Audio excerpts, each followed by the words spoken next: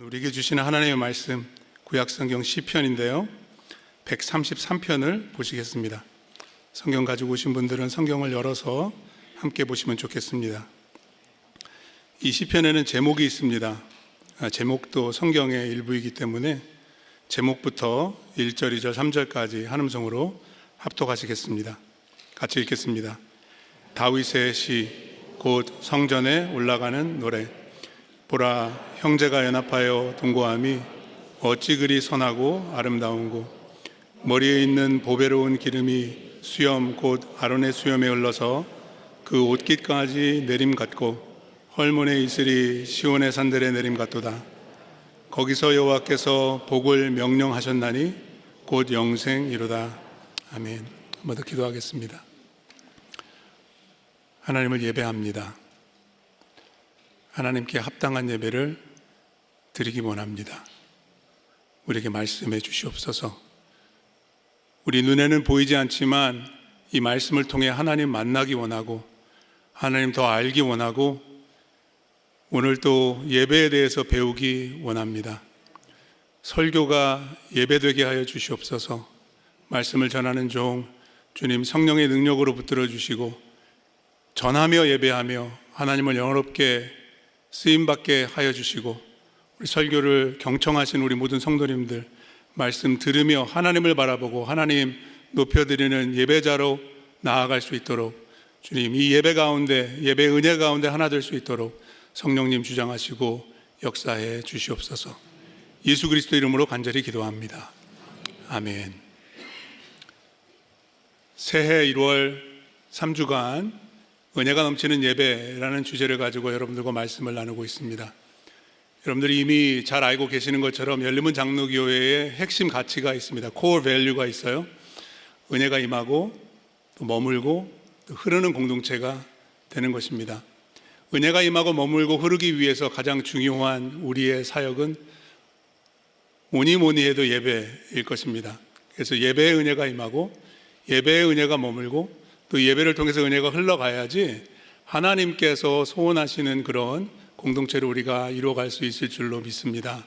그래서 지난주에 은혜가 임하는 예배는 어떤 예배인지 레위기 9장 말씀을 통해서 살펴보았습니다. 우리는 예배를 준비해야 되고요. 하나님의 긍휼을 사모해야 하며 무엇보다도 예배를 통하여 하나님을 경험할 것을 기대하는 예배자가 되어야 할 것입니다. 오늘은 그 두 번째 시간인데요. 예배를 통해 그 임하는 은혜를 혼자만 누려서는 안 되겠죠. 우리 모두가 다 이 예배의 은혜를 풍성히 누리고 나누는, 그래서 그 은혜가 우리 가운데 머무는 예배가 되기 위해서 우리는 어떤 말씀을 묵상하면 좋을까 고민하다가 시편 133편을 설교 본문으로 정하게 되었습니다. 이 시편에는 우리가 합독한 것처럼 제목이 붙어 있습니다. 다윗의 시로 시작했습니다. 이 제목을 통해서 어떤 배경, 어떤 상황에서 이 시를 다윗이 성령의 감동으로 기록하게 되었는지를 짐작해 볼 수 있는데요. 구약학자들은 이렇게 설명을 합니다. 흥미롭게도 사무엘 상하 말씀을 보시면 다윗이 기름 부음을 받는데 몇 번 받았을까요? 3번 받습니다. 정말 특별한 하나님의 마음에 합한 종이었기 때문이었겠죠. 사무엘상 16장에 보시면 사무엘이 찾아가서 프라이빗 세러모니를 하면서 그에게 기름을 부었습니다. 그렇죠? 그리고 사울이 죽은 후에 사무엘하 2장 말씀에 보시면 나라가 아직까지도 분열되어 있고 사울을 추종하고 그의 후손들이 남아 있었기 때문에 연합하지 못한 상황 속에서 유다 지파가 다윗을 왕으로 세웁니다. 그래서 두 번째 기름 부음을 받고요. 그리고 사울의 그 자손들이 죽고 그 군대 장관이 죽음을 당한 다음에 이스라엘의 모든 장로들이 사무엘하 5장에 다윗을 찾아옵니다. 그래서 드디어 세 번째 기름 부음을 받으면서 이스라엘의 전체의 왕으로 세움을 받게 됩니다. 그때의 상황을 역대상 12장 말씀에 보시면 이렇게 묘사해 주고 있는데요. 제가 읽어드릴게요. 또 이스라엘의 남은 자도 다 한 마음으로 다윗을 왕으로 삼고자 하여 무리가 거기서 다윗과 함께 며칠을 지냈습니까?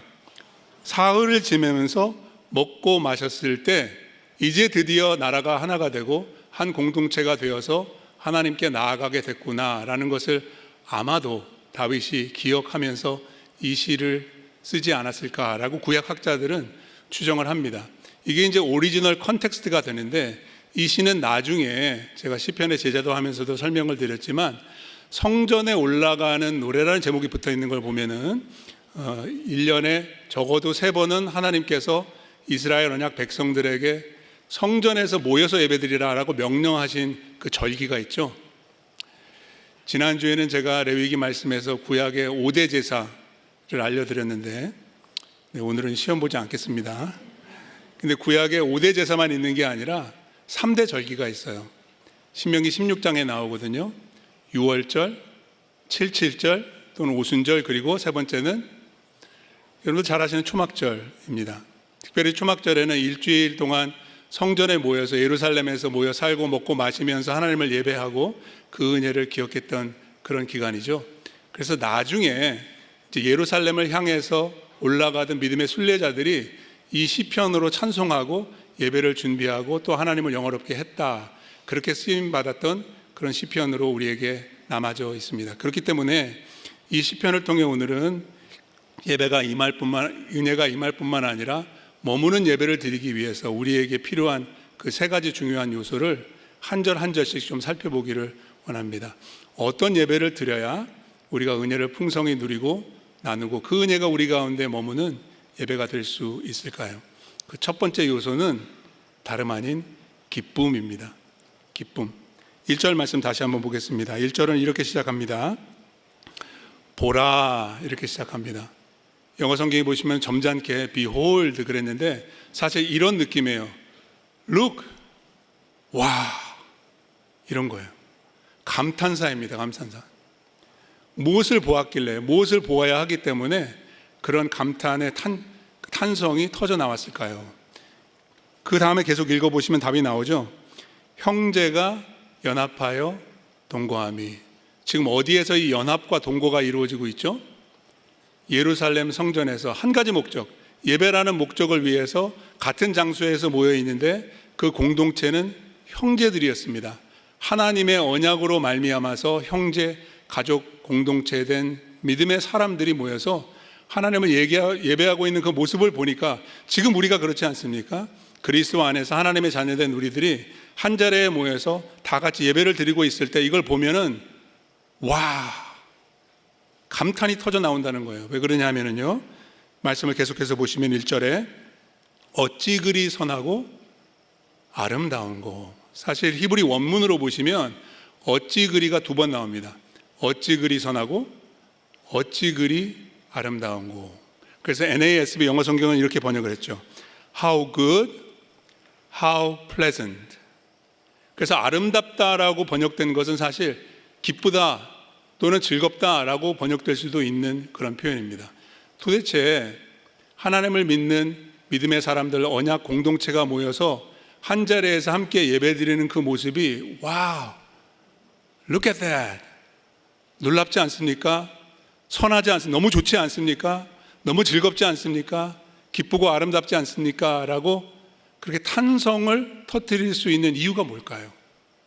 그 모습이 도대체 어떻길래 이런 고백을 지금 다윗이 하고 있는 것일까요? 그리고 수세기 동안에 하나님을 예배하는 사람들이 모여서 이것을 공감하고 하나님께 고백할 수 있을까요? 그 선함과 그 기쁨의 근원이 어디에서부터 나오는 것일까요? 시편을 계속해서 읽어보시면 133편 다음에 134편이 나오고 그리고 135편이 나오는데 3절을 보시면 거기 답이 있어요.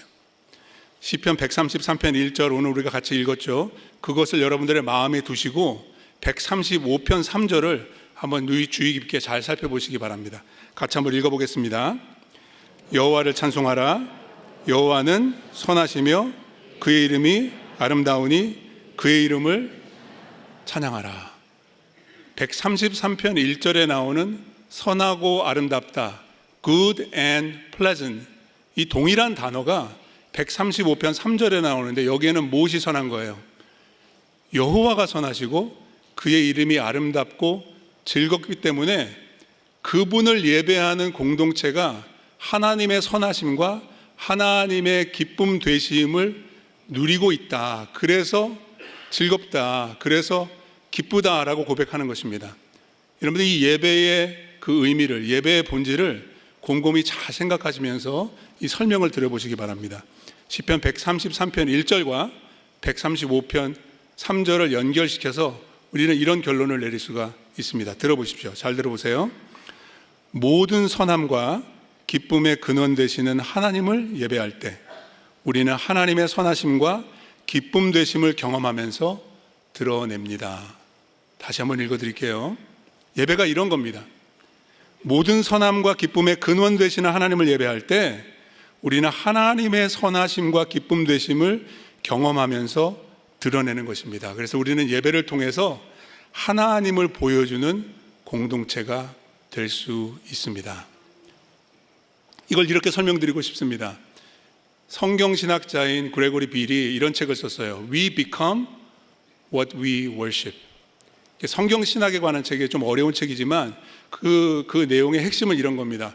우상을 숭배하면 우상처럼 타락하게 된다는 거예요. 근데 거룩하신 살아계신 하나님을 예배하면 그분의 형상이 우리 안에서 회복된다. 우리가 하나님을 닮아가고 공동체가 모여서 그 하나님을 예배할 때 그 하나님의 영광을 반영하는 예배가 된다라는 말입니다. 여러분, 하나님이 뭘 기뻐하실까요? 성경에 보면 하나님이 기뻐하시는 것들이 여러 가지가 나와 있는데 그 중에 한 가지가 우리가 드리는 예배입니다. 레위기 말씀을 보십시오. 불로 태워서 드리는 이 화제에 대한 언급에 꼭 붙는 반복되는 표현들이 있습니다. 이런 표현입니다. 여러분도 기억하실 거예요. 이는 화제라 여호와께 향기로운 냄새니라. 영어 성경이 이렇게 번역을 해놨습니다. A pleasing aroma to the Lord. 그러니까 우리가 예배를 드리면 하나님께서 그거를 흠향하시는데 기쁘게 받으신다는 거예요. 예배의 기쁨은 거기에 있는 겁니다. 나를 즐겁게 하기 위해서 예배를 드리는 것이 아니라 하나님을 기쁘시게 해드리는 예배를 드릴 때 그 기쁨이 우리의 기쁨을 충만하게 만드는 것이 예배의 기쁨이다라는 것입니다. 여러분, 예배의 이 기쁨을 맛보신 적이 있습니까? 더 중요한 질문은 이거죠. 지금 예배를 드리시고 계신데 이 예배가 즐거우십니까? 전혀 안 즐거운 표정으로 저를 어떻게 즐겁게 예배 드릴 수 있겠어요, 여러분? 예배하는 게 너무 좋고 너무 아름답고 너무 기쁘다. 그 기쁨의 근원은, 그 원천은 하나님의 기쁨이 되어야 돼요. 내가 드리는 이 예배를 하나님이 얼마나 좋아하시고 얼마나 기뻐하실까, 그 기쁨이 나에게 돌아올 때 진정한 기쁨이 예배 가운데 임하게 되는 것입니다. 한국의 김남준 목사님이라는 분이 예배의 감격에 빠져라 라는 그런 책을 쓰셨는데 그 책에 보시면 이 감격을 상실한, 예배를 기쁨으로 드리지 못하는 사람들을 풍자해서 이렇게 설명을 하셨습니다. 한번 들어보십시오. 멀거니 강단을 응시하는 딴 생각파가 있답니다. 주보에 밑줄 긋고 교정까지 보는 읽기파, 졸면서 예배드리는 수면파, 수시로 시계 들여다보는 시간절약파, 옆 사람과 글로 대화하는 쪽지파, 예배 후에 있는 회의 준비하는 회의파, 성경 읽기로 시간 때우는 실속파 등등. 오늘 이 예배를 그렇게 드리시는 분들은 한 분도 안 계신 것 같아서 너무 감사한데요. 그러면서 이렇게 덧붙이셨어요. 그 책에 보시면 이런 식의 예배 태도는 단지 예배를 견디는 것입니다. 네. 혹시 예배를 견디고 계신 분들은 안 계십니까?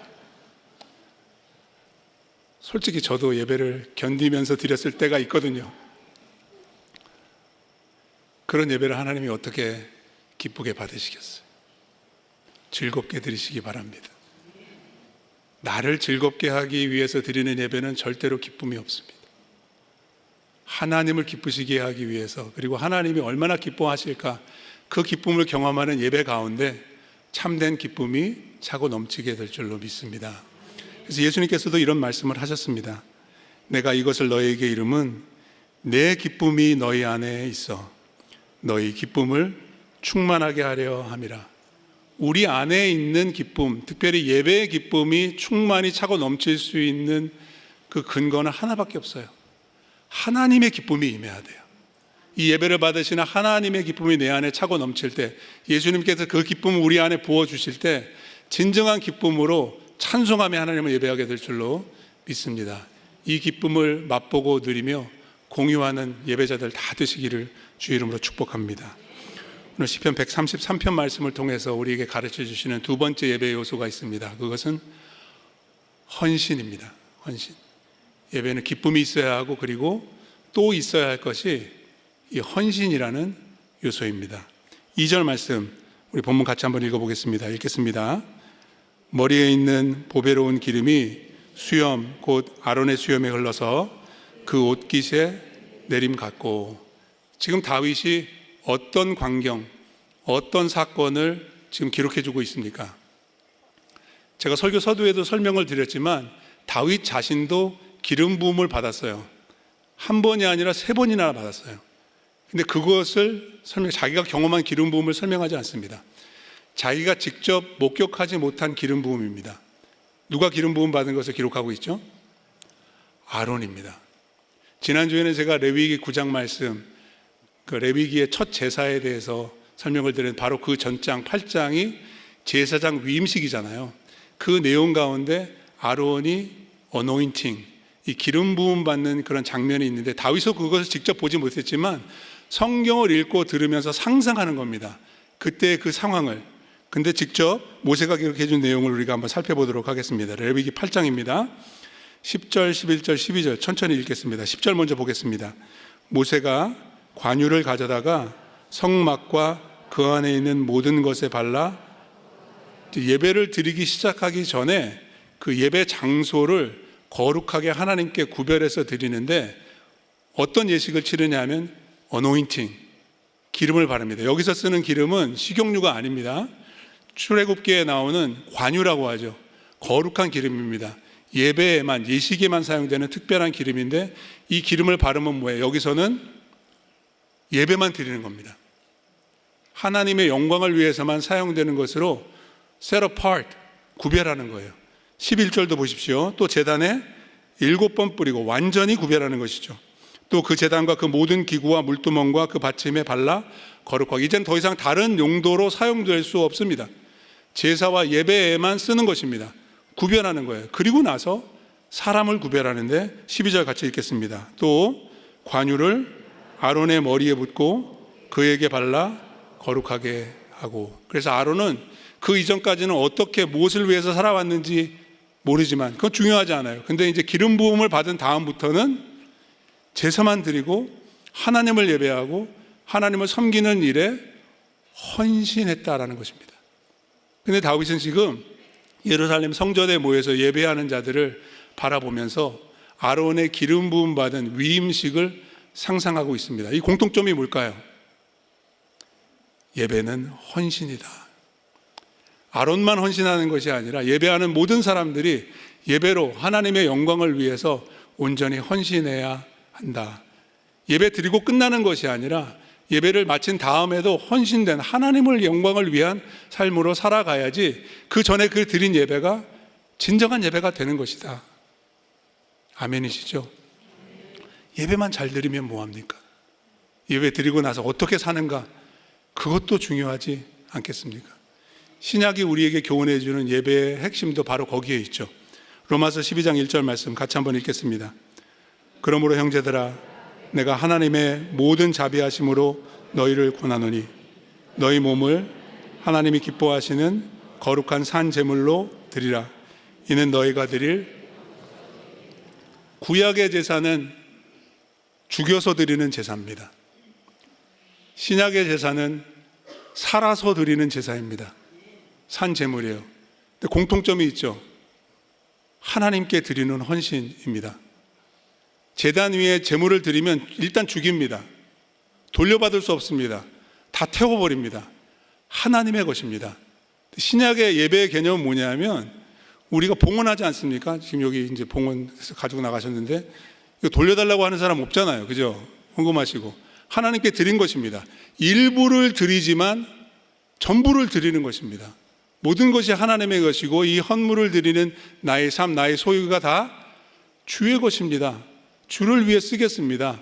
주를 위해 살겠습니다. 라는 그런 고백과 다짐이 있어야 이 예배가 의미 있는 것 아니겠습니까? 너희 몸을, 너희의 삶을, 너희의 모든 것을 살아있는 그대로 하나님께 제물로 드려라. 이것이 영적인 예배다라고 설명하고 있죠. 어떻게 드려야 할까요? 하나님이 기뻐하시는 거룩한 산제물이 되어야 합니다. NIV 영어 성경이 이렇게 표현했습니다. Holy and pleasing to God. Holy and pleasing to God. 성막이 구별되고 성막에 사용되는 모든 기구들을 구별해서 하나님께 셋업을 했던 것처럼 아론이 기름 부음을 받아서 더 이상 세상을 위해 살지 않고 하나님의 영광을 위해서 제사하며 살아갔던 것처럼 예배하는 모든 사람들이 거룩하게 구별된 삶을 살아야 한다라는 것이고, 그 삶은 결국 누구의 기쁨을 위한 것입니다. 나의 행복이 아니라 pleasing to myself, 이게 아니고 pleasing to God이 되어야 된다는 것입니다. 여러분, 이런 말씀 들어보셨죠? 주일 예배의 마침은 생활 예배의 시작이다. 주일만 예배 드리면 안 되고 매일이 예배하는 삶이 되어야 한다. Living worship, 삶으로 드리는 예배가 되어야 한다. Holy and pleasing to God. 어떻게 그런 예배하는 삶이 될 수 있을까요? 바로 그 다음 절에 우리가 설명해 줄 로마서 12장 2절입니다. 이 말씀도 같이 읽겠습니다. 너희는 이 세대를 본받지 말고 오직 마음을 새롭게 함으로 변화를 받아 하나님의 선하시고 기뻐하시고 온전하신 뜻이 무엇인지 분별하도록. 여러분들 너무나도 잘 아시는 말씀입니다. 내 뜻대로, 내 마음대로 내가 원하는 것을 쫓아서 사는 것이 아니라 하나님의 뜻을 분별하고 하나님의 뜻을 이루어드리기 위해서 순종하면서 사는 삶, 그것이 매일 예배라는 것입니다. 그 뜻은 어떤 뜻인가요? 선하시고 기뻐하시고. 오늘 시편과도 연관성을 여러분들 느끼지 않습니까? 어찌 그리 선하고 어찌 그리 아름다운가. Good and pleasing. 그리고 온전한 하나님의 뜻을 위해서 살아가는 것, 이것을 실천하기 위해서 바울은 로마서 12장에서 계속해서 설명하는데요, 시간이 없기 때문에 그냥 간략하게 요약을 해드리면 12장 3절부터는 교회에 대한 이야기가 나옵니다. 그러니까 삶의 예배라는 것은 혼자서 드리는 게 아니라 함께, 공동체와 더불어 함께 거룩함을 추구하면서 구별된 삶으로 하나님께 드려져야 한다는 것입니다. 이런 말이 있습니다. Sanctification is a community project. 성화는 혼자 추구하는 것이 아니라 공동체와 더불어 함께 이루어가는 것입니다. 우리의 예배가 그렇습니다, 여러분. 새해에는 혼자서만 예배하려고 하지 마시고 함께 예배하고 더욱 헌신하는 공동체를 세워나갈 수 있게 되기를 주의 이름으로 축원합니다. 오이코스에서 같이 하십시오. 이번 주에 시니어 예배 있는데 우리 시니어 성도들 나와서 예배하면서 헌신하시기 바랍니다. 사역원도 마찬가지입니다. 어디든지 들어가십시오. 함께 하십시오. 그래서 은혜가 임할 뿐만 아니라 머물게 하시고 머무는 그 은혜를 힘입어서 하나님께 산제물로 더욱더 헌신하고 하나님의 선하시고 기뻐하시고 온전하신 뜻을 다 함께 이루어가는 우리 열린문 예배 공동체, 은혜 공동체 되기를 주의 이름으로 축복합니다. 예배 세 번째 요소입니다. 3절 말씀을 통해서 우리는 축복에 대해서 배우게 됩니다. 여러분들 축복 원하십니까? 저만 원하나요? 근데 우리가 정말 하나님께 구해야 될 축복이 무엇인지, 하나님께서 우리에게 허락하고 베풀어 주기 원하시는 복이 무엇인지를 이 본문을 통해서 우리가 다시 한번 잘 배워봤으면 좋겠습니다. 예배에는 축복이 있거든요. 근데 이 복을 놓치지 말기를 간절히 소원합니다. 자, 3절 이렇게 시작합니다. 헐몬의 이슬이 시온의 산들에 내림 같더라. 헐몬도 산이고 시온도 산인데, 시온산은 여러분들 잘 아시는 바와 같이 예루살렘의 별칭입니다. 예루살렘의 별칭. 그럼 헐몬산은 어디일까요?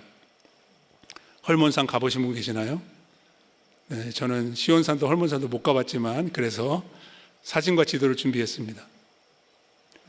헐몬산은 약속의 땅 북쪽 경계에 위치한 팔레스타인에서 가장 높은 산입니다. 해발 2850m, 한라산보다 더 높아요.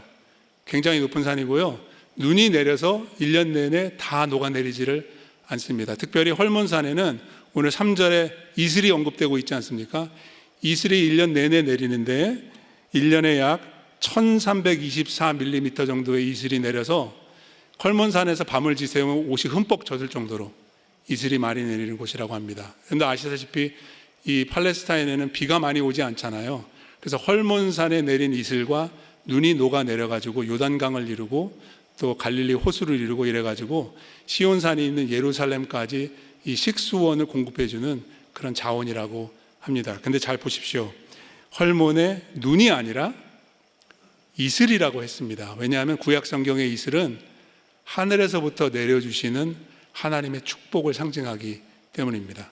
예를 들어서 창세기 27장 28절 말씀을 보시면은 이삭이 에서인 줄 알고 야곱을 축복하는데 거기에 이슬에 대한 언급이 나옵니다. 이런 말씀입니다.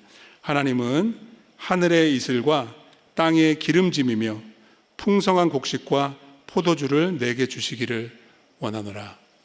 사람은 이슬을 내리게 할 수 있는 능력이 없습니다. 과학과 문명이 아무리 발달해도 오게 하지도 못하고 안 오게 하지도 못합니다. 하나님이 주시는 거예요. 그래서 이슬이 축복이라는 거죠.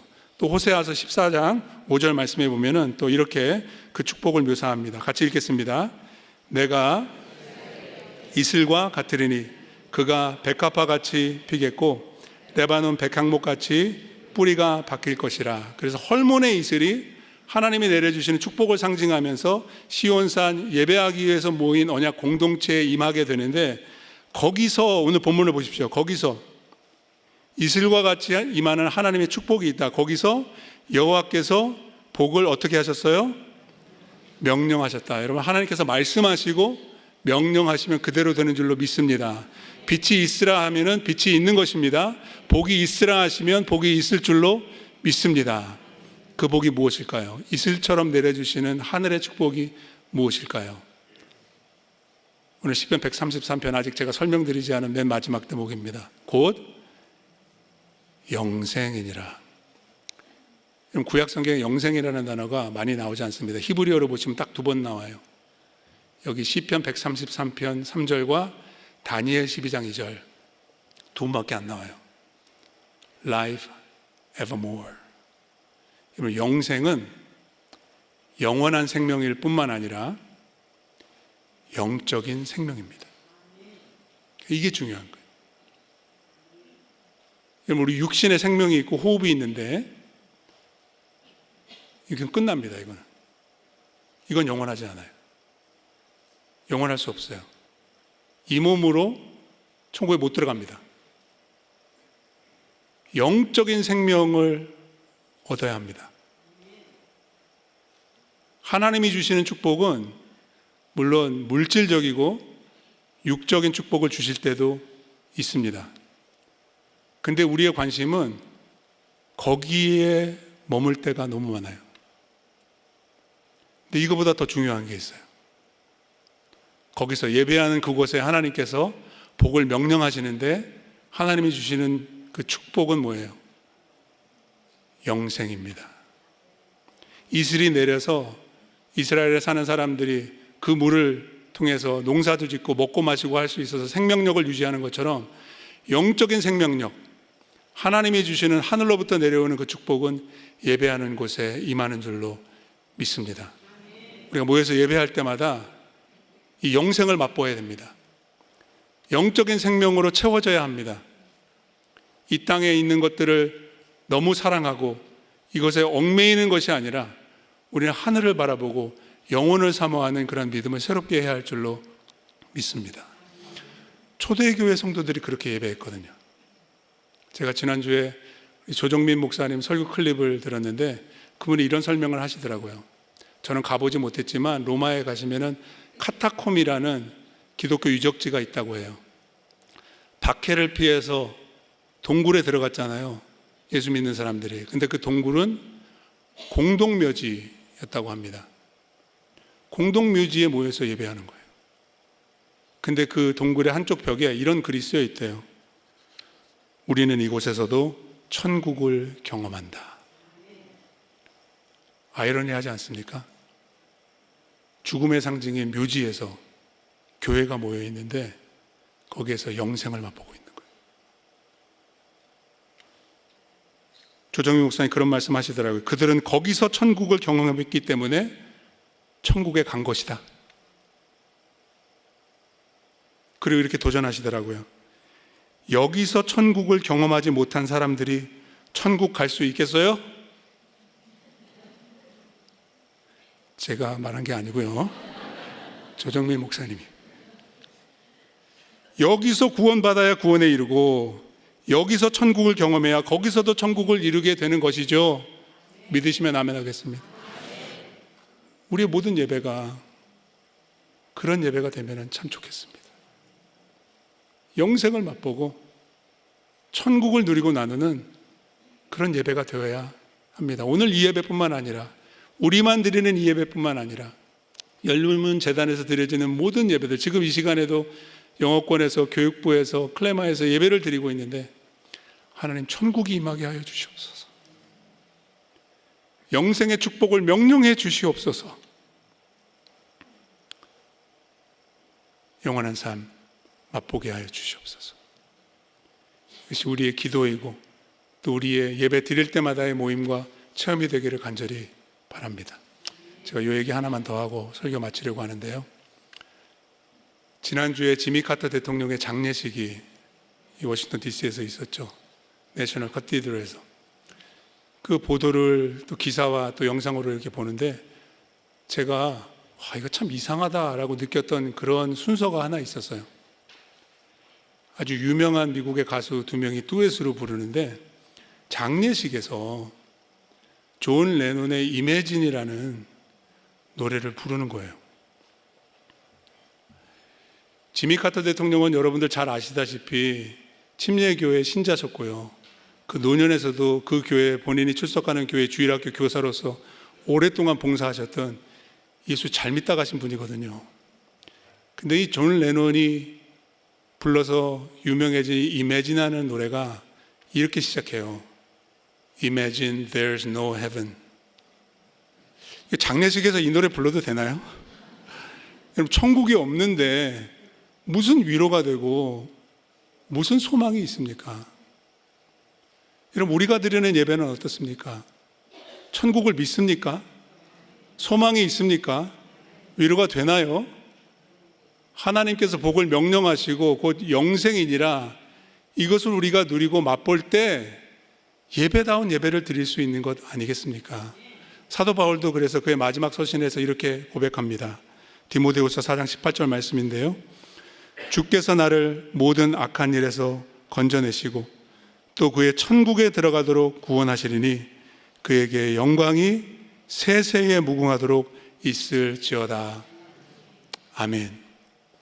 그의 고백이 우리의 고백이 되기를 원하고 이러한 고백으로 모일 때마다 예배드리기를 간절히 원합니다.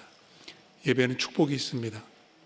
영생의 축복, 영원한 생명, 영적인 생명의 축복이 있습니다. 놓치지 마시기 바랍니다. 그 축복으로 인해서 더욱더 기뻐하고 더욱더 하나님께 헌신의 산제물로 드려지는 주일 예배가 마침이 아니라 생활 예배, 날마다 삶으로 드리는 예배로 나아갈 수 있는 저 여러분들 다 되시기를 다시 한번 주의 이름으로 축복합니다.